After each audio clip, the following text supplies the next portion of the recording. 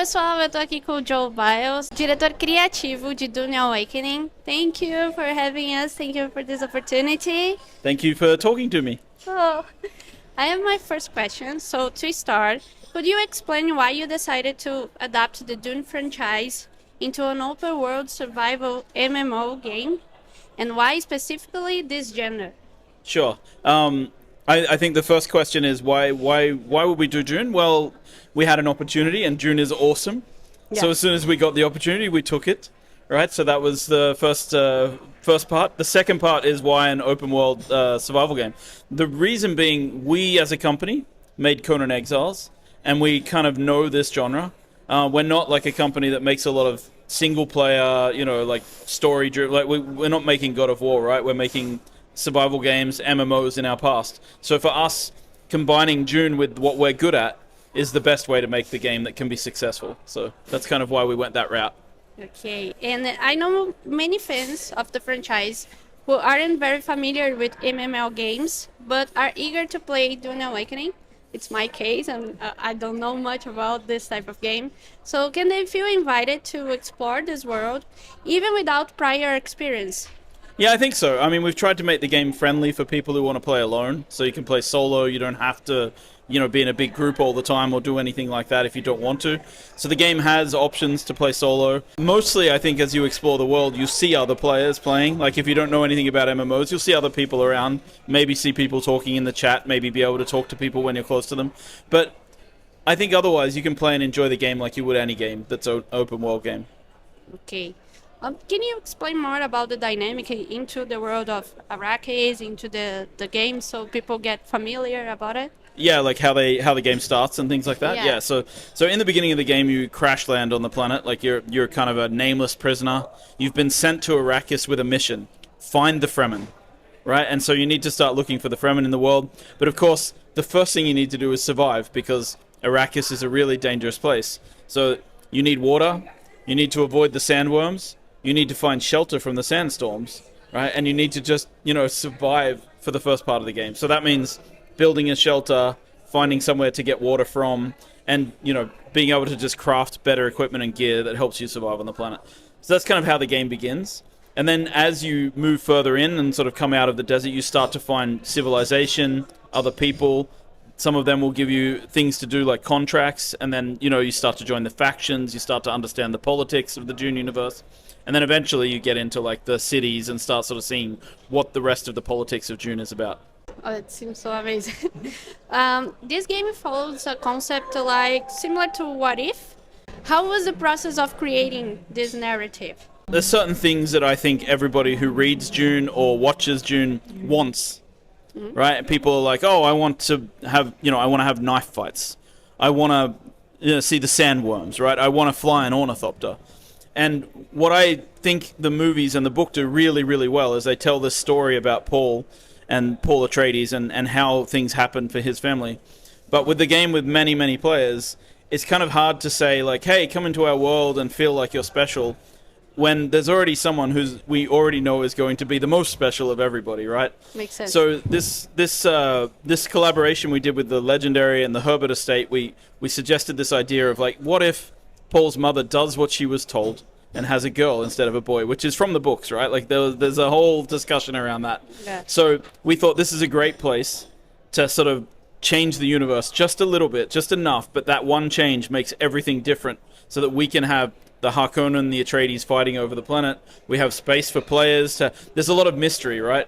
And if you've read the book, now you have something fresh to explore, because you're not going to be just following the storyline. It's a surprise factor, like what is going to happen. I really like that. And how can fans dive deeper into this new lore?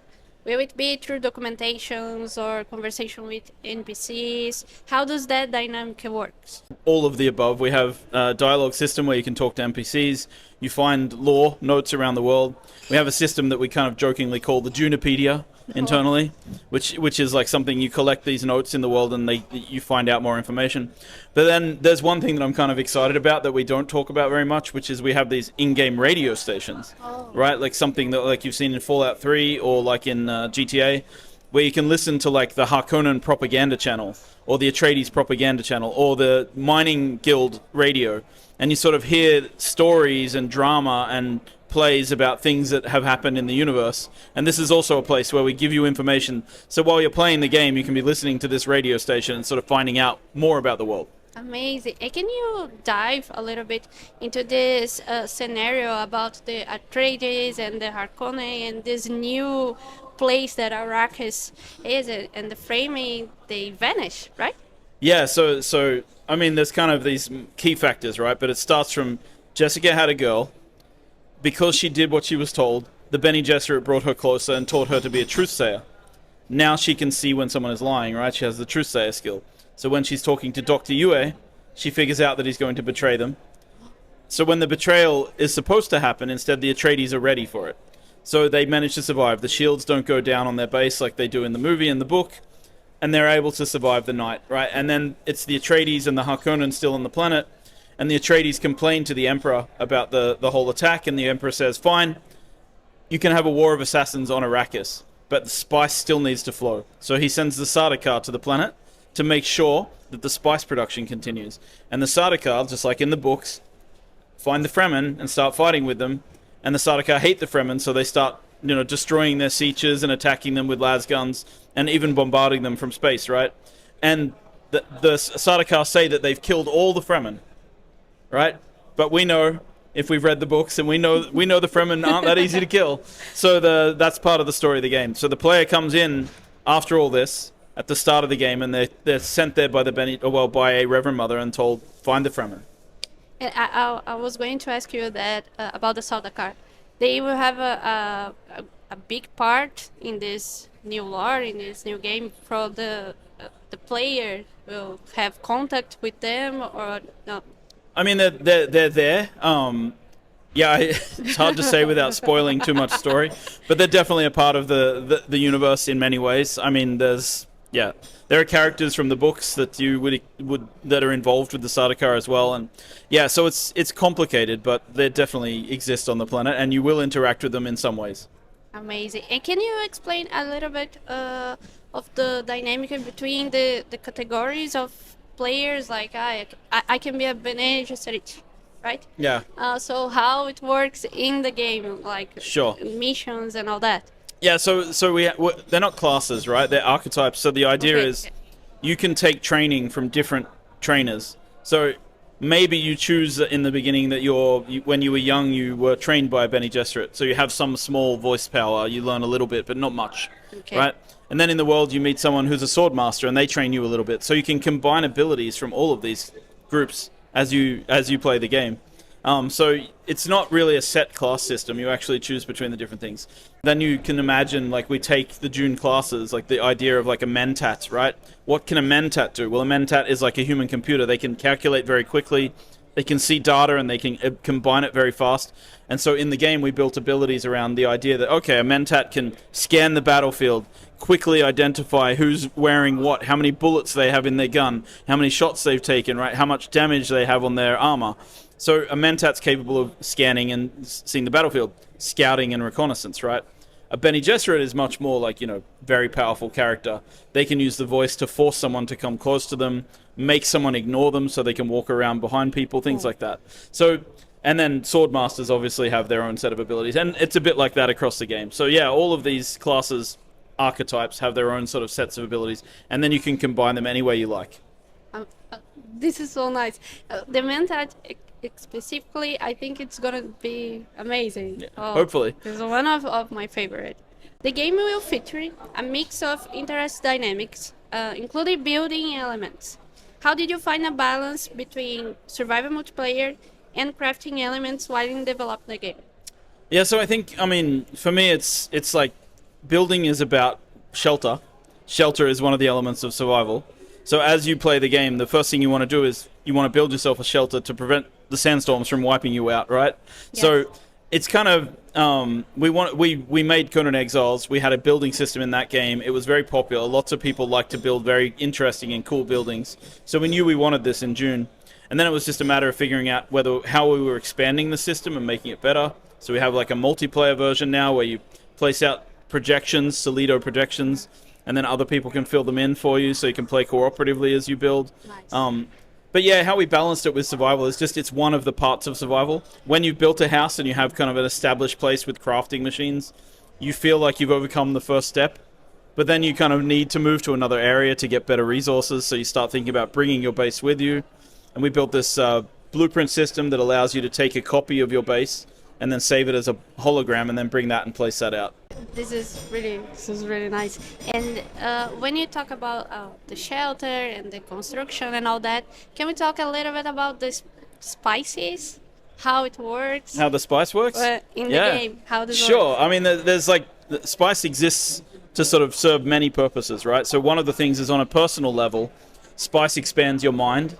So you have like 2 abilities available, but if you have enough spice in your blood, you have 3 abilities available. It kind of unlocks more abilities and powers in the game. That's the personal level. Then there's the crafting level. You need spice to craft some of the things in the game. It's important to like craft strong weapons and items later in the game. And then the 4th level, of course, is that spice is required to pay taxes to the emperor, because you need to pay taxes when you have a very big base. You need to, and also to pay like bribes and things in the Landsrad, the political system of the universe.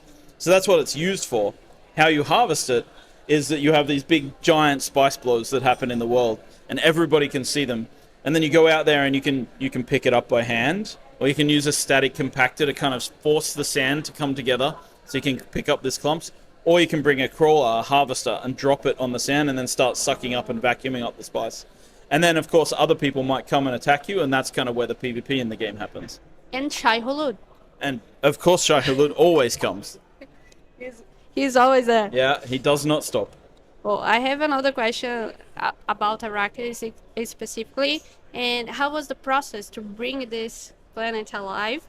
And because visually the gameplay looks stunning, so how was this process? Complicated. We had to do a lot of technical research into how we were going to build our world, because of the spaces, the way it is very large, and then this dynamic sand layer we have, where you can sort of see the tracks that the things like. So all of this was quite technical, but in terms of like building a beautiful desert, I think like the art director did a really good job of just like putting together the frames and the colors and making sure that it felt very Dune. Like we have this, and I like that we have this purple color spice. It contrasts very well with the landscape. This was something I actually had to argue with the Herberts about a little bit, because in the books, in the 3rd book, there's a scene where they go past a fresh spice blow, and it's described as violet, which is purple, right? Right. But in the movies, it's this cinnamon brown color. Yeah. You know, so we had this discussion about how spice turns brown over time, but it starts purple, which is great for the video game because it means that you get this bright color in the world, and and then over time it turns brown. So it's kind of, that was fun, and we had a bit of back and forth discussing with the Herbert estate about how to do this and make it feel good. Amazing. This is good for the fans, right? Yeah. We are all nerd about Dune, so this is going to be I'm the world's biggest Dune nerd. It's okay. Can we expect new cities or planets added over time? Yeah, so it's going to be an online game, and it'll be continue running, and we'll add more things, like more maps to the you've seen the overland map we have, Yeah. so that makes it easy to add more maps to the world. And then the question is, when do we go to other planets? People keep asking me. I don't know when that will be, but sometime maybe we'll go there. Okay, it's good to know, Yeah. because it's a vast universe. I have so many things to see and explore. It's going to be nice. Yeah. And what do you say to someone who is a fan of MMO but knows nothing about Dune? Is there anything they need to know before starting playing? No, I don't think so. I think the game is designed in such a way that anyone who's played any video game really should be able to come in and start to pick up the basics. And the game doesn't like hammer you with all this weird. I mean, it has weird stuff, but it doesn't. It's like, if you don't understand, it's okay. You'll understand over time, right? Like that's kind of the point. You'll be like, oh, what is this? Why am I choosing these planets as my background? Why am I choosing a Benny? What does Bene Gesserit mean? And the game explains enough that you understand that it's like, okay, this is an archetype with abilities, and you start to understand. And maybe people who don't know Dune will get excited by playing the game and actually go and read the book then, right? Like that's kind of my goal. If I can convince one person from playing the game, now they really want to go and read the book. If I can make fans that way, perfect. And about the vehicles, I saw that we can build, we can have during the game.